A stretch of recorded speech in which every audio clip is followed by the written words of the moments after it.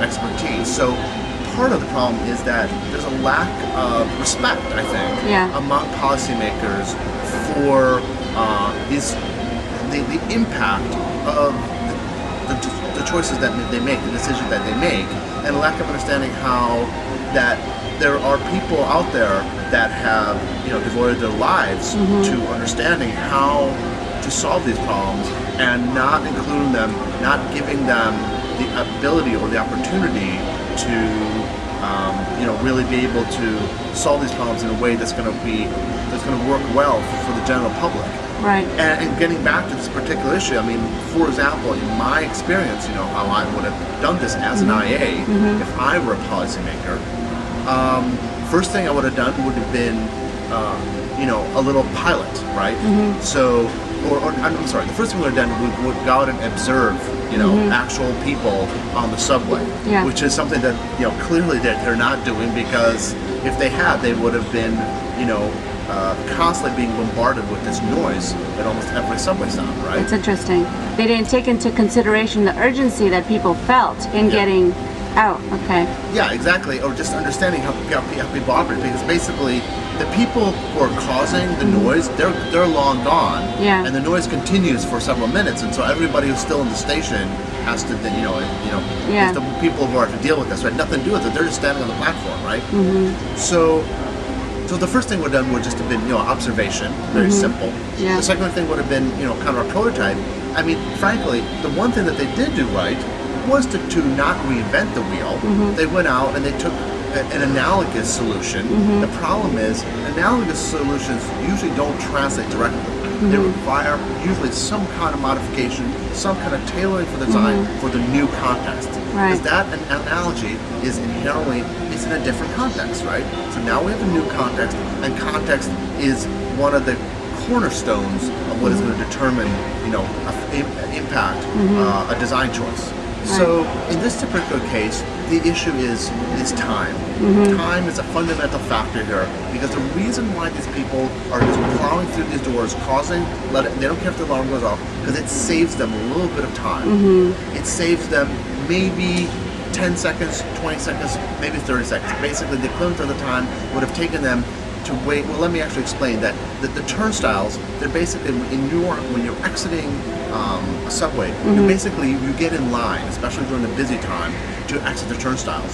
So you have to wait, and it's single file through the turnstiles. And what this allows you to do is just bypass that whole line and just go directly through, right? So the solution, the one change that probably, in my opinion, would have probably nullified all of this is for there to have been maybe a 10 or 15 second delay between the time that you press the bar and between the time that the door opens. Because that removes the whole incentive for the people to go through, because then it's not worth it for them anymore. It still functions as an emergency exit, because the difference between 10 and 15 seconds when on a platform in terms of being able to exit, I would assume is extremely low. Right. And especially considering you already have those turnstiles, so you have to get out immediately. I mean, the turnstiles are there, you can exit. Right. So the only thing that's not going to be able to exit is your bike or your buggy or whatever, which, frankly, that's not the most important thing in the case of an emergency. Right. It's the people, right? So to me, that is, it's a quintessential example of how policymakers, they make a decision and it impacts, and they're far away, out of sight, out of mind, and they don't really have this sense.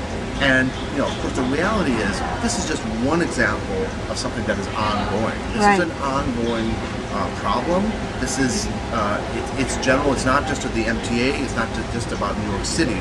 It is general to policymakers who are making design choices. They are making decisions that affect the actual design on the ground, the solution on the ground, but they are not taking into consideration these I principles, and we go on and on and on. I mean, it's pretty much any kind of principle. Do you think that there is a place for, in this particular summit, that there is a place for some kind of a seminar or talk on the place of politics in IA? Well, I think Yes and no. And let me rephrase that. Not necessarily politics, because that has a very different connotation. But what I mean is policies. Right. Well, the answer is actually still yes and no. And the reason why it's yes and no, yes, it's an important topic. No, the people who would need to be participating in that talk are not here.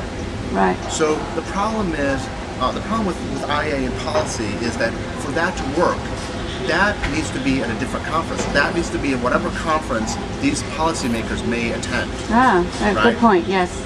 So, because here we'd just be sitting and preaching in the choir, everybody would be nodding their head, great, and nothing happens, right? Right. Because you don't have any policymakers here. So the only way this can work is you need to take this to the policymakers. Yes. And maybe a way to do that is to find a conference that policymakers attend, and I'm sure there are many of those out there. Yeah. And that is the place to say, information architecture for policymakers, how to be thinking about like the impact of your decisions on the everyday lives in terms of design solutions, however you want to phrase it, right? Yeah.